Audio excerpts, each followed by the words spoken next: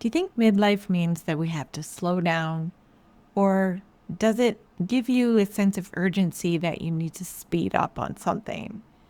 If you're new here, welcome to the Creative Life in Motion podcast. I'm your host, Karen Wilson, and we have, conversations about life, about being creative, and how it's better just to fall in love with who you're being on the way rather than waiting until you get the thing or build the thing. A couple of months ago, I was on the trail walking my dog, and I was thinking about this book that I had read in September when I was on the airplane on the way to go visit my mom in New Brunswick, which is all the way across Canada. So it's a long plane ride.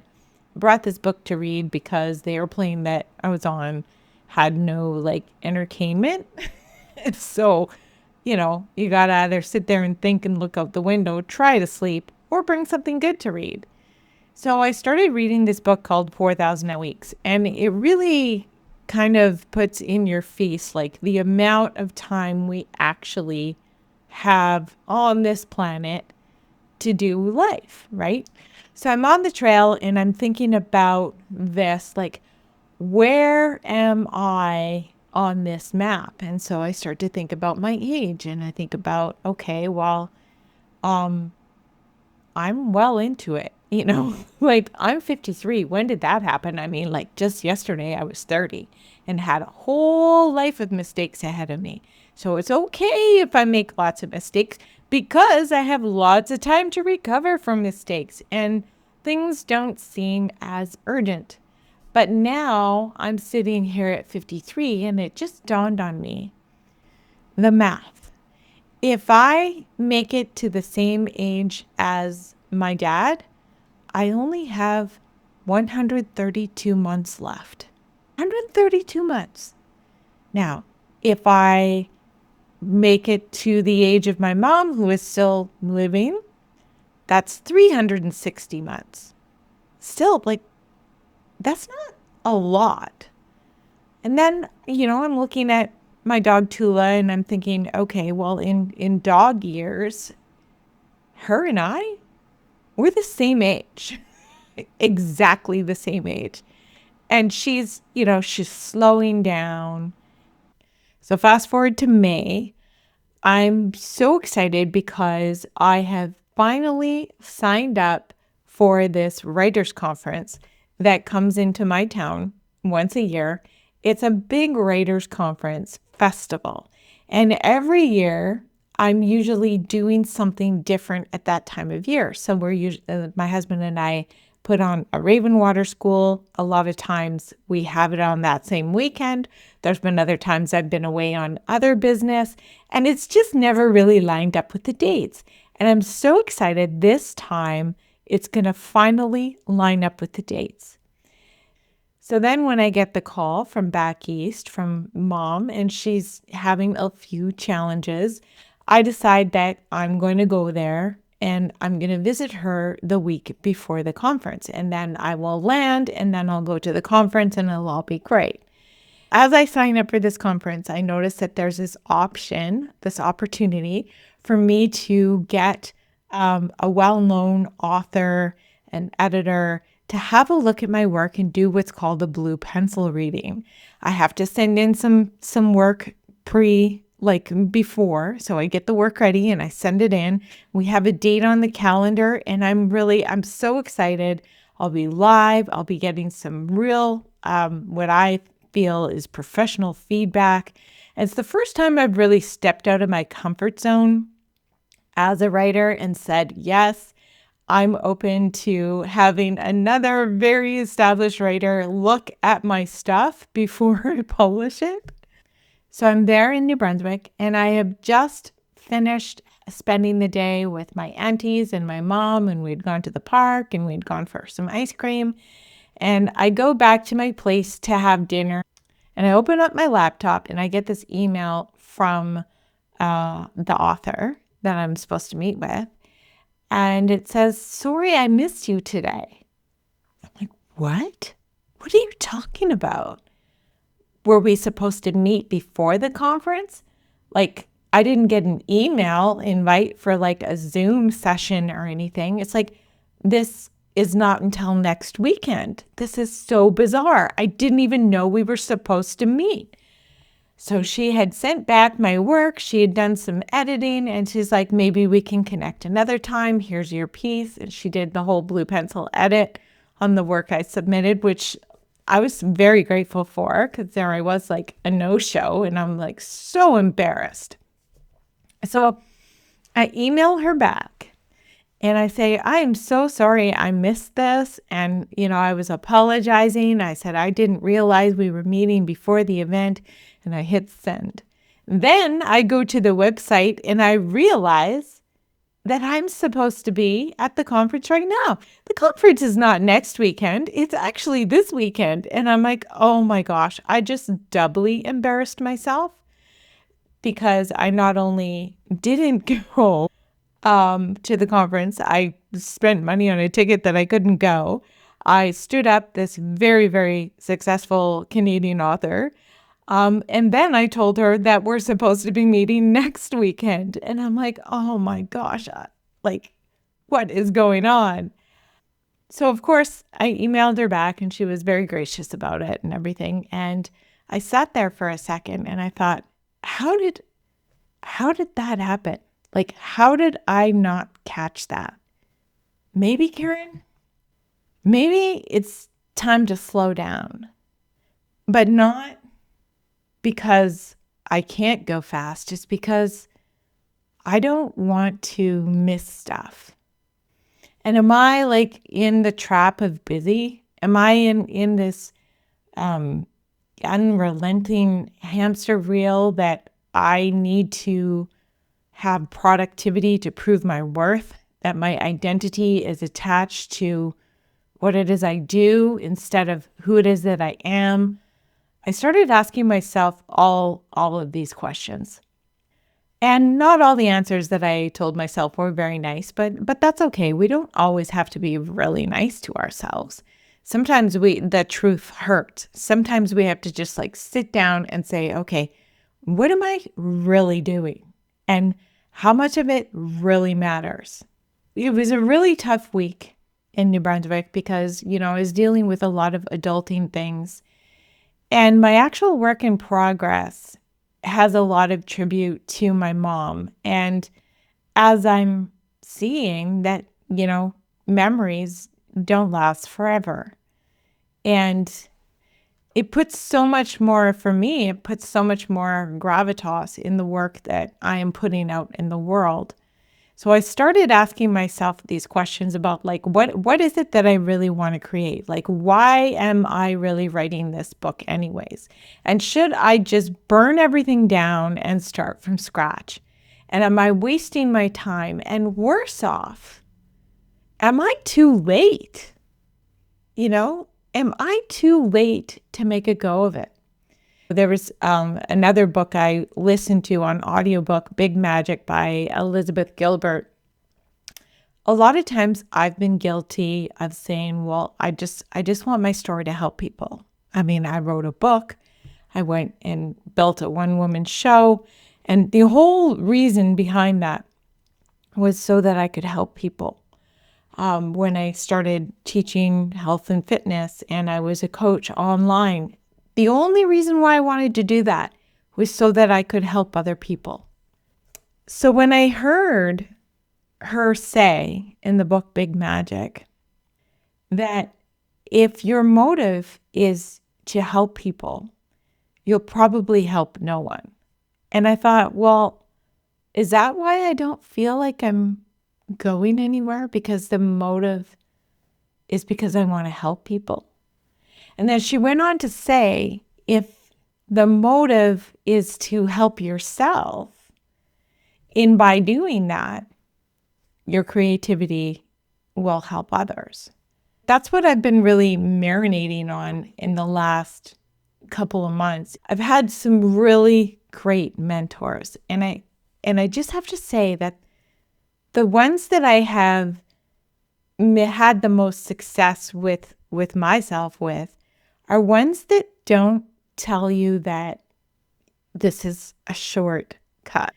The problem with the shortcut is that you don't get to make the mistakes. You don't get to feel the failures, because it's the failures that allow you to go in a different direction or allow you to feel in your body that you're off track.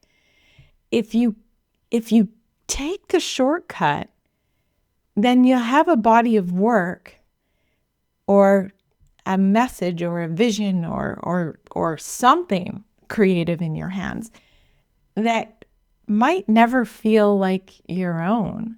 And so if it doesn't feel like your own, how do you expect to feel good about sharing it?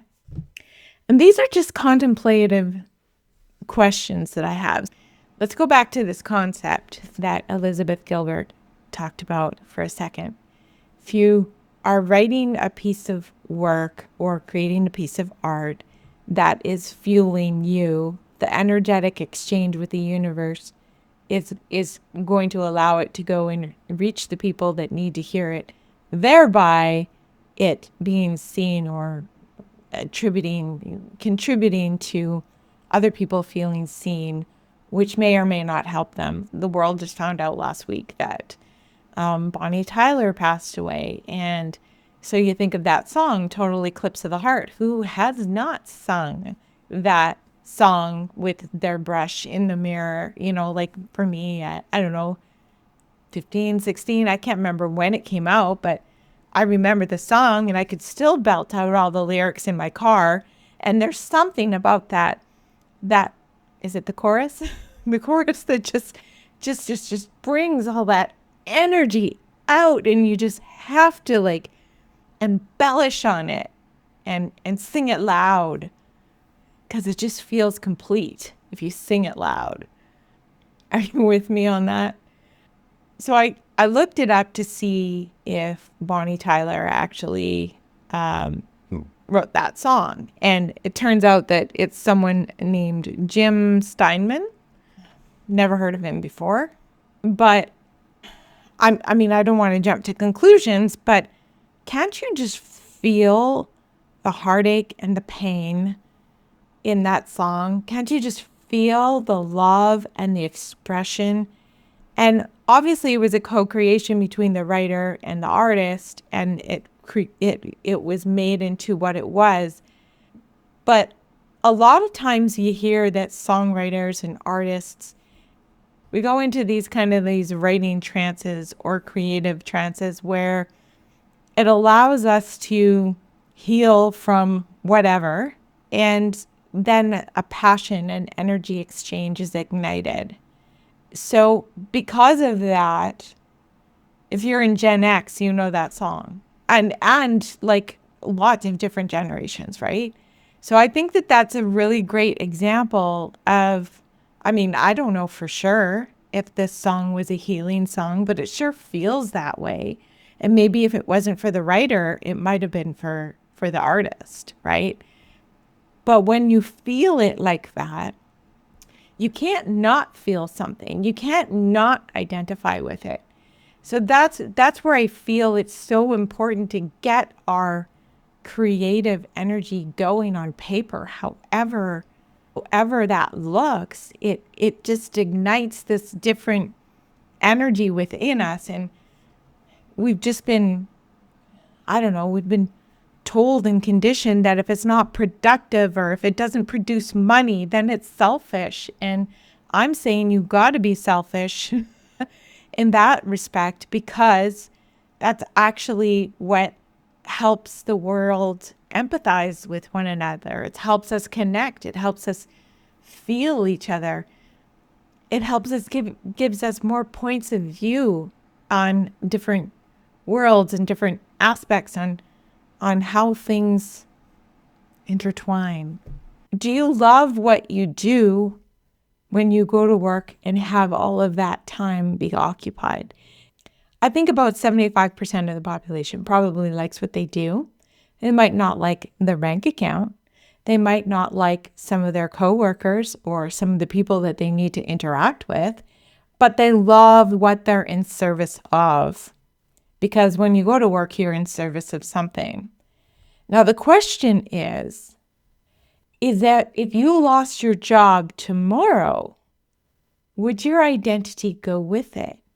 It's never too late to do something that you've always wanted to do and make time to do it every single day. If you're part of the Gen X, you know what it's like to hold an identity.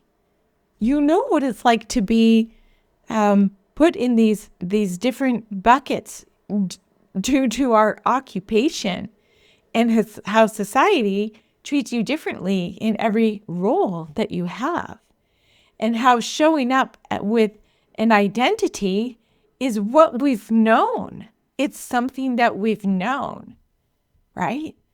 And it seems super scary to rip off that identity and actually show up as ourselves. But who am I if I'm not this? And who are you if you're not that? I know that sounds like I'm making a Dr. Seuss book up on the fly. And really, I'm not. Moving forward, I'm not slowing down because I can't keep going at this pace. I'm slowing down because I want to experience more of the 300 and whatever months that I have left. Because honestly, that's another thing that you experience in midlife, is that you realize that some people are not with you anymore.